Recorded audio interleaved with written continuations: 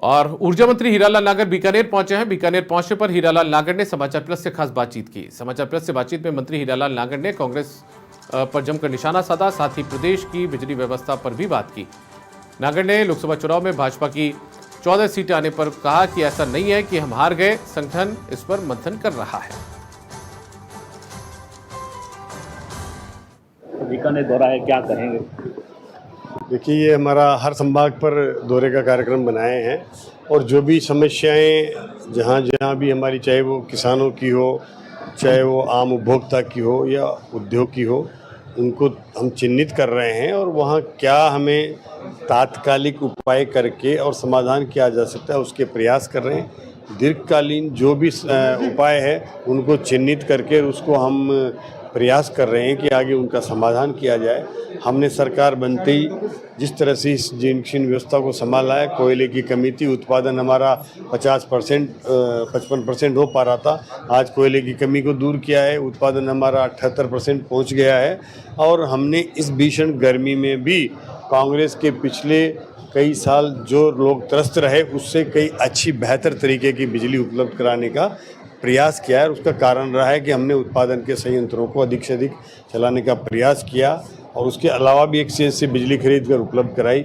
फिर भी मैं समझता हूं कि जो जनरेशन तंत्र हमारा है इसमें कई कमियां हैं, वो उसको ठीक कर रहे हैं, प्रसारण तंत्र को ठीक कर रहे हैं, उत्पादन तंत्र को ठीक करने के लिए हमने 225 लाख करोड़ के MOU कर लिए हैं, जिससे आने वाले 15 से 20 साल तक की हमारी आवश्यकताओं को हमने चिन्हित किया है और उनको हम आने वाले 3 से 4 साल में जब वो धरातल पर उतरेंगे तो हमारी स्वयं की मांग भी पूरी होगी, हमारे उद्योगों की मांग भी पूरी होगी और हम आने वाले समय में अब बिजली खरीदने वाला नहीं, राजस्थान बिजली बेचने वाला प्रदेश बनेगा। ऐसे प्रयास करके इस ऊर्जा क्षेत्र में राजस्थान को सर्वप्रिय बनाने का प्रयास कर रहे हैं। बीकानेर संभाग की बात करें तो यहाँ काफ़ी लोग बिजली से बिजली से परेशान हो रहे हैं, वही दूसरी ओर आप मीटिंग भी ले रहे हैं संभाग के अधिकारी। देखिए, बिजली की परेशानी यह है कि पिछले 5 सालों में न तो प्रसारण तंत्र को मजबूत किया, न वितरण तंत्र को मजबूत किया।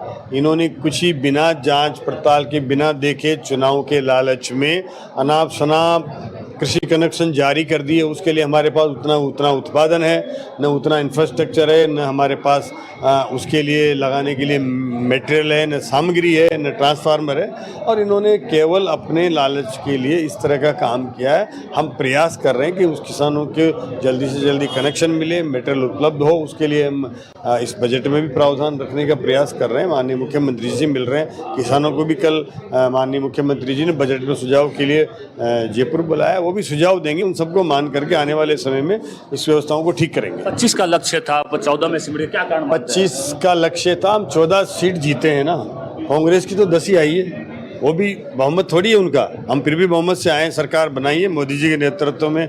फिर हम जो हमारा सपना है 2047 में विकसित राष्ट्र बनेगा, भारत विश्व गुरु बने, ये सब हमारी जो संभावनाएं हैं, आकांक्षाएं देश की, वो पूरी होगी और उसमें कोई कमी नहीं रहेगी। निश्चित रूप से हम कहीं न कहीं कोई कमी हमारी 25 पूरी नहीं हो पाई, उसके लिए संगठन स्तर पर जो कवायद चल रही है वो पूरी हम संगठन के स्तर पर उसकी मॉनिटरिंग हो रही है। Thank you. ये थे शिक्षा मंत्री हीरालाल नागर हमारे साथ।